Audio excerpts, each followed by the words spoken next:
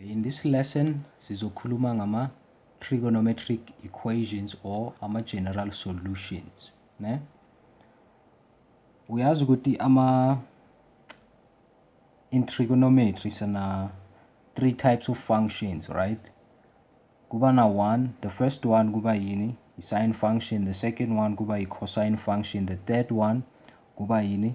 I-tan function. So, ama-trigonometric equations akafani namanye ama-equations like i-quadratic equation or a linear equation or an exponential equation. Akafani nalawo ma-equation. Why ngisho njalo na? It's because ama-trigonometric functions abana what we call a general solution. Abana more than one solution or more than 2 solutions. Like for instance, quadratic equation, sibana at least 2 solutions. But then in the case yama trigonometric functions, sibana nama solution amaningi. So lawo ma solutions yawa generalize into one single equation. Ne? Okay, like kuma trigonometric equations, it's like deriving another equation or another general equation. Like ama solutions wakhona ba maningi. So kwabele senze kuloka kuma trigonometric equations senzani siyawa generalize because there's more than one solution. Okay, asithathe ukubheka ilo kanje. Asibheke i-sine function la. Sin theta is equal to m, ne? This is an example yelo kanje ye sine function equation, ne? In this case, lo m lo kumele ahlale up between -1 and 2. If lo m outside le boundary le, ne? If lo m outside le boundary le, angeke usine angeke abe nama solutions, ne? Okay, that's what this thing means, ke.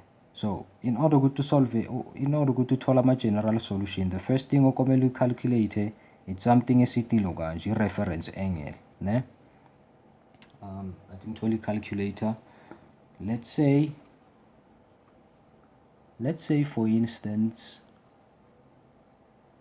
m wakho u2, m wakho u2, ne? Okay, athi asithi second function sine m wakho u2. Bheka i-calculator yakhe izothini? Izothi math error, ne? Uma yenza so sho ukuthi lelo kanye le function le, ne? The second function le angeke ikhona ukuprovide a solution. So that's why this boundary le it's always true, ne? So in order bheka uzothi na uqeda ukuthola i-reference angle yakho uzoyi-substitute la. So for a sine function u-theta wakho, in this case kahle kahle i-general solution yakho, the angle theta izokunikeza ama-general solution to i-equation yakho. So u-theta is equal to the reference angle plus 360 degree times k. 360 degrees times k. 360 degrees times k, or another solution can be, or another set of solutions can be theta equal to 180 degrees minus the reference angle plus 360 degrees k, where k is the element of integers. I just hope ukuthi ngilibhale kahle le gama leli. Angisho ama-integers wakho, in this case k is the element of integers. It can be any number from, well, like whole numbers, ne? Now my examples are my integers: -2, -1, 0, 1, 2, 3, so on and so on, ne? So for a sine function, in order to get ama-general solutions wakho, your theta is gonna be equal to reference angle plus logu another set of solutions kuyoba theta equals to 180 degrees minus the reference angle plus 360 degrees, ne? Okay, asibone ukuthi ama-general solutions welo kanje, we-cosine function wathola kanjani, and the tan function. So in this case, ngiphatheni for a cosine function, u-m wakho, just like on the previous slide where besikhuluma ngoloka nge-sine function, u-cos theta wakho is equal to m. This is an example ye-cosine function equation, ne? U-m wakho akomelanga abe outside le boundary le, -1 and 1. U-m wakho is between -1 and 1. Anything greater than this number, than this boundary, izokunikeza a math error. So a reference angle uyithola by the second function of the cos function m, ne? And then ama-general solutions welokanje we-cosine equation or cosine function azothi theta is equal to plus minus reference angle plus 360k, where k is the element of integers, ne?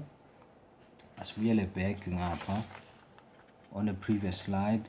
For the sine function, uyabona sibe na two sets of solutions, ne? This is the first set, the second set it's this one, ne? Okay, the cosine function ke yona izoba na one set of solutions, but actually it's two. If uthatha ukubheka, a plus and a minus, ne, izoproduce a two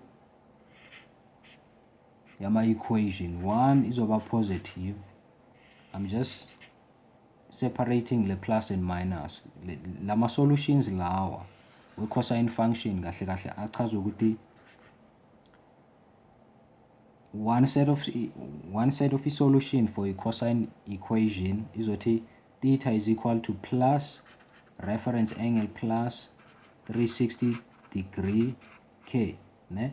Another set of solutions, it's theta equal to minus the reference angle plus 360 degree k, ne? So into eyenzekayo la ukuthi ama-solutions kalokanje ka-cosine function azoba a plus and a minus. In other words, it's not two sets of solutions, ne? One is negative, one is positive, ne? But then sibhala into a one single equation just for simplicity, ne? Okay, let's move it to the tan function. This is a tan equation, ne? A tan equation is equal to tan theta equal to m, where m is the element of real number. So m in this case for the tan function, it can be any number. It can be the square root of 2, it can be minus 13, it can be minus 12, it can be any number nje, yabona, izosebenza ku-tan. But then for the cosine function and the sine function, u-m wakhona uba restricted, but in this case ngangena noma yiphi number, lo umadla zonke lo. Okay, the reference angle, ne? The reference angle for the tan function is the second function of tan m, ne? The second function of tan m, where the general solution for the tan function is equal to the reference angle ozokuyitholela phezulu plus 180 degrees k, where k is the element of integers, ne? If uthatha ukubheka la, now there's a change la, it's 180 degree k for the tan function, ne? And then for the cosine function, this part le, after adding your reference angle, after adding your reference angle plus check la, the second term kule general solution kuba yini, 360 for the cos and then 180 for the tan function, and then for the sine function it's also 360. Kahle kahle in essence this part le isitshela ngani ngama-period. Isitshela ngama-period. It's the period of the graphs yalama lokanje yalama functions lawo. A sine function or a sine graph has a period of 360. That's why it's not 360 degree la. Ne? The same applies for a cosine function. A cosine function is equal to a cosine function lana sino 360 degree. Ne? The 360 degrees because of it's the period, and then we are gonna go tan function or the tan equation sibanani no 180 degree. Kahle kahle lo 180 degree usitshela ngani nge-period yale function then. So yeah,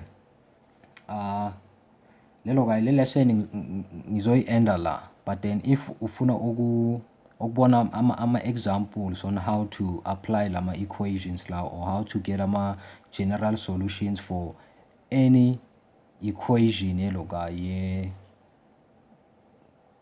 trigonometric function, ne? Check out le video leila. Klika lelo kanje. Klika le link izovela la, then uzokwazi ukulokayo. Uzokwazi ukucheck ama-examples engiwayenzile on a separate video. So for now, peace out.